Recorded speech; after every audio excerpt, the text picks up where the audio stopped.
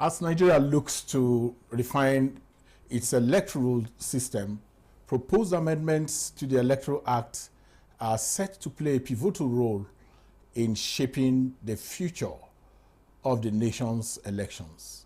These amendments aim to address various aspects of the electoral processes, from consolidating all elections on a single day to introducing diaspora and early voting options. Each proposal seeks to enhance the efficiency and inclusivity of the electoral system, with the goal of increasing voter participation and ensuring a more streamlined process.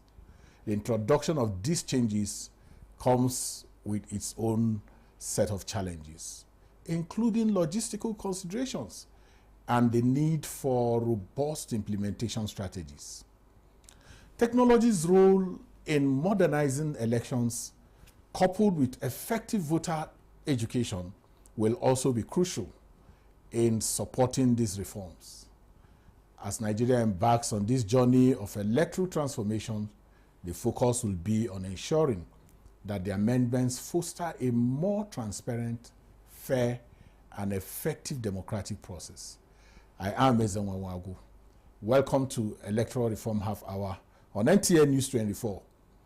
This program is brought to you by Peering Advocacy and Advancement Center in Africa, PACA, with support from MacArthur Foundation.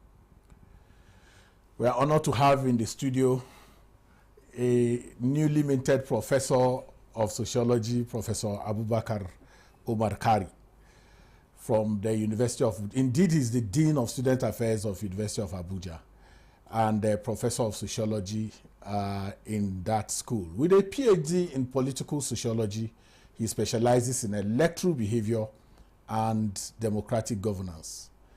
Today, he will sharing insights on how electoral amendments can shape the future of Nigeria's elections. Kari, it's a pleasure to have you with us. Thank you very much, Eze. Good evening, viewers. Thank you for having me. Kari, straight on, let's cut the chase. The National Assembly is currently considering several amendments to the Electoral Act. One proposal suggests that all elections, presidential, governorship, senatorial, House of Representatives, and indeed state assembly and local governments be held in one day. What are your thoughts around this proposal? Well, I think before I conclude on whether I support or oppose this, I think it's very, very important to briefly explain why this kind of recommendations. Nigerians have been quite concerned, perhaps, or even worried about the tendency to have bandwagon effects. In the last 2 or 3 general elections, the first elections day was for presidential and national assembly election. And there appeared to be, to an extent, a domino effect, meaning that a party that costed home and produced the president and probably a plurality of members of the National Assembly turned out to do much, much better in the subsequent elections.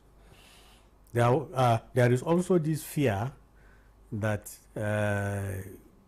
primary elections have been characterized by desperation, have been hijacked by big men and women in court.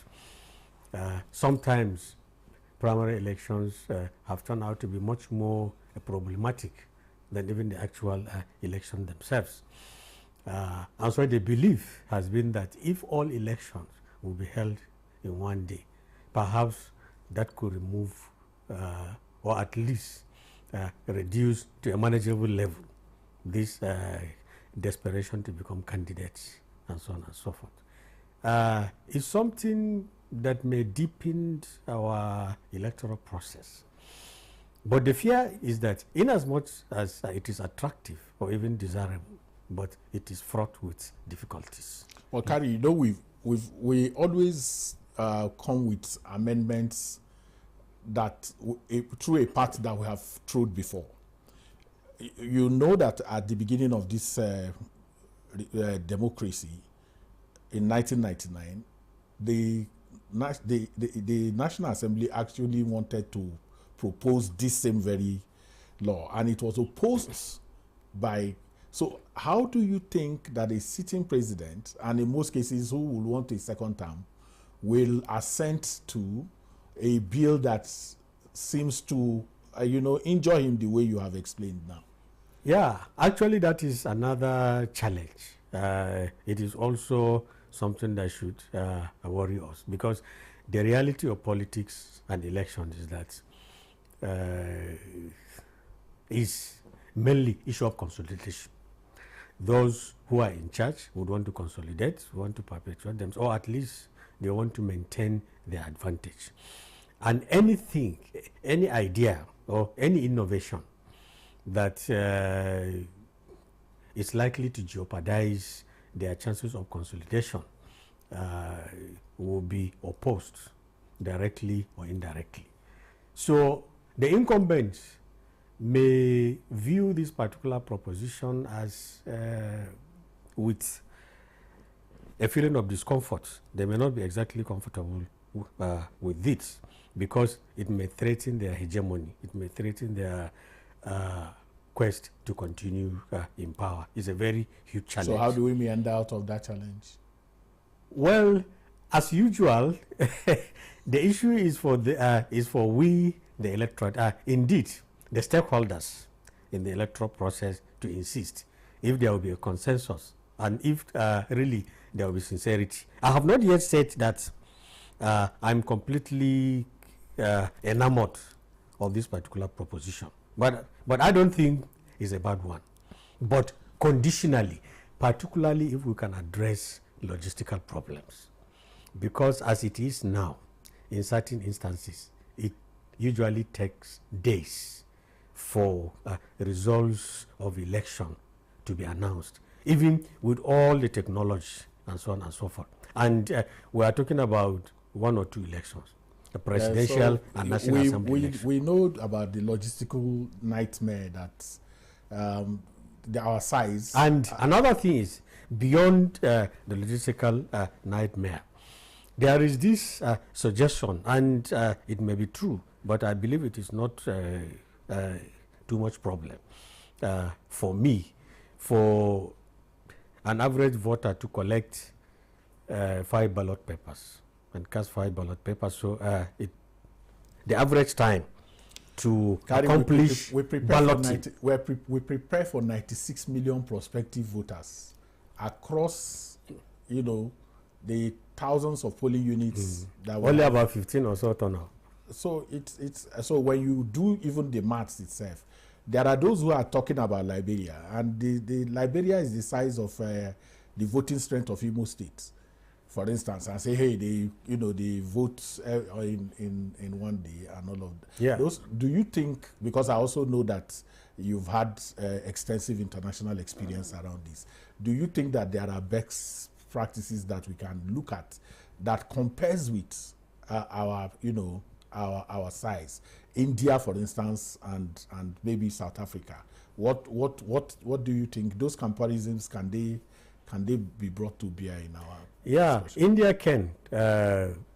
South Africa is still numerically far below us, even though in terms of political consolidation, consolidation and development and evolution over the years, they have done very well.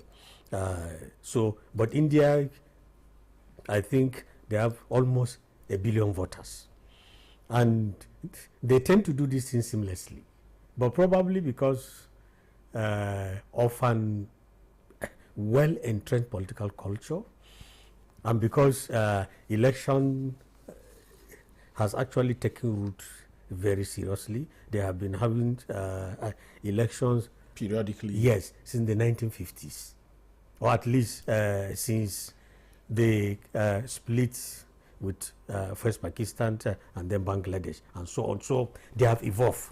I just hope I get used to calling you Prof.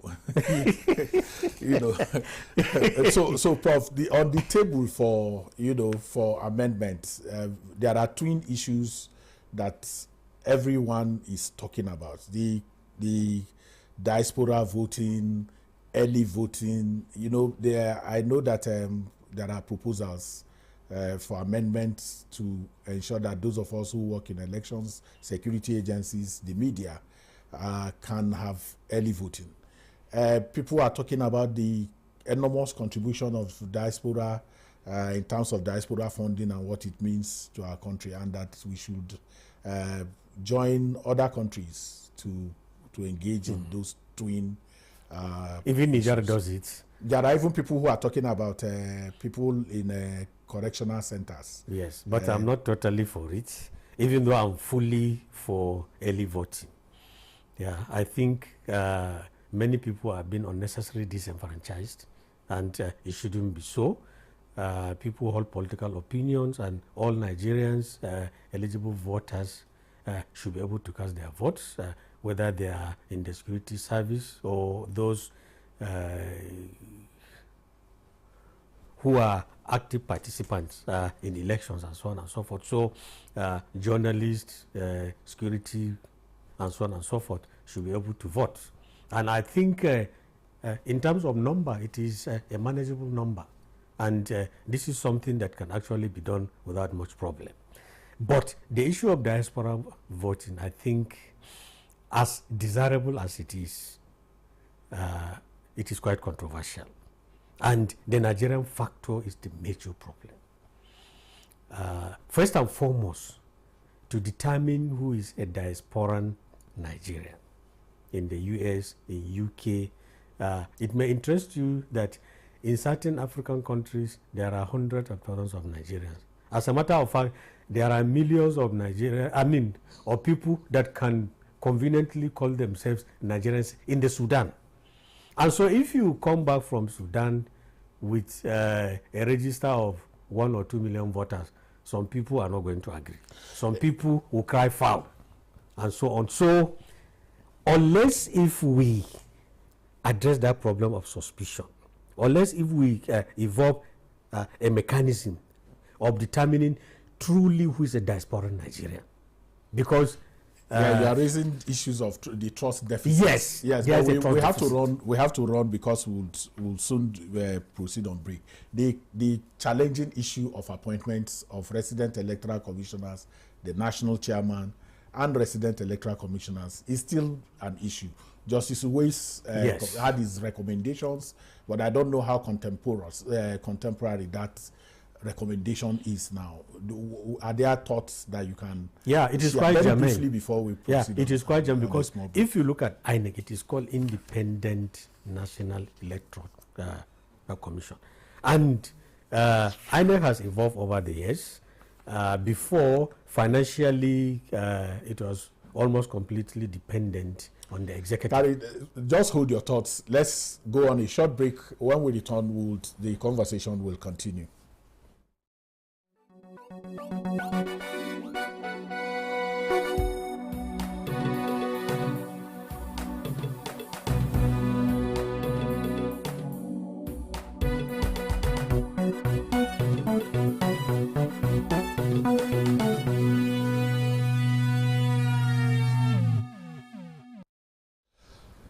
Welcome back. We're still speaking to Professor Kari, and it's glad we're very excited to have you in the studio with us. Technology is also a burning issue, though you were sharing thoughts, but I want you to, because of time, I want you to be able to put in all of this. We've shifted from 2002, there has been incremental intrusion of technology into our electoral process to the point now where we have come to BVAS and the IREV. What do you think this means for integrity of election results and all the confusion around what that means? Yeah, there have been remarkable, noticeable, if not palpable improvement brought about by technology. But if you could allow me just a minute on the issue of election officials, INEC regs and chairmen. Over the years, we have been quite disturbed that people who are openly partisan, members of political parties, people of questionable character and integrity have been appointed as into key positions in INEC. It shouldn't be so. INEC should be insulated from interference from any of the arms of government. And therefore, the idea of trying to completely insulate INEC from outside interference is a novel one. The issue of technology is revolutionary. We have seen the evolution from crude method of voting to using technology. Accreditation has been simplified. The voting process has been easing up. Transmission of results has also improved, and so on and so forth. So technology has tremendously improved the electoral process, and we need more of it.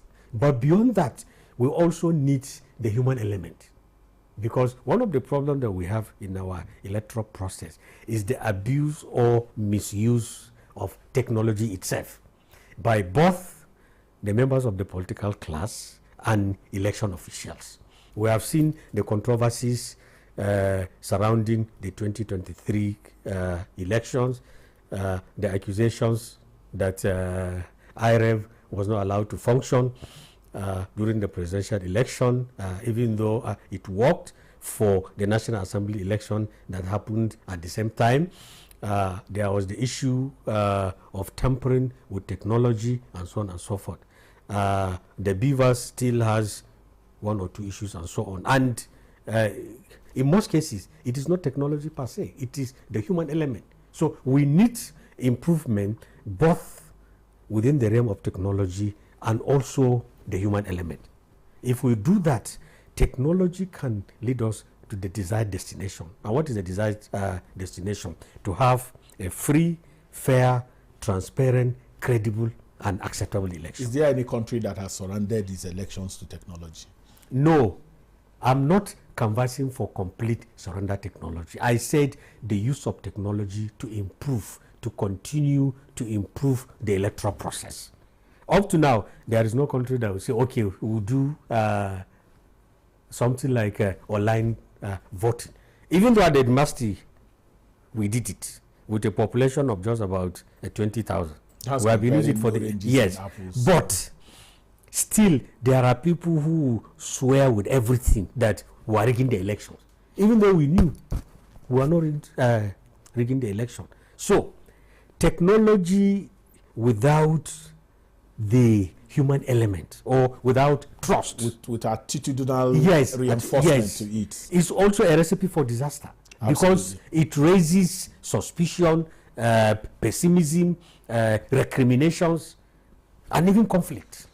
Outside the classroom, you've been very entrenched in engagement with both donor agencies in voter education. How do we, some of these amendments, these strategies that are coming, how do we prepare the electorates to embrace them? Because part of the challenge that we've seen in our work in PACA, going around the country, having town halls and trainings for the media, is this unbelievable level of ignorance on the laws, the Electoral Act. How from what you've done with, I know, different institutions, how do you think we can prepare the electorate for these amendments and changes that are coming?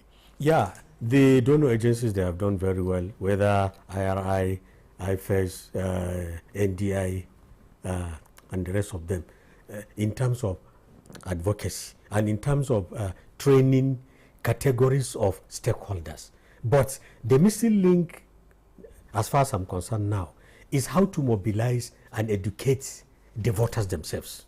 There have been adequate or fairly adequate training of election officials, party leaders, party agents, and so on and so forth. But the ordinary voters also need to be mobilized, need to be trained, need to be educated in terms of the intricacies of voting,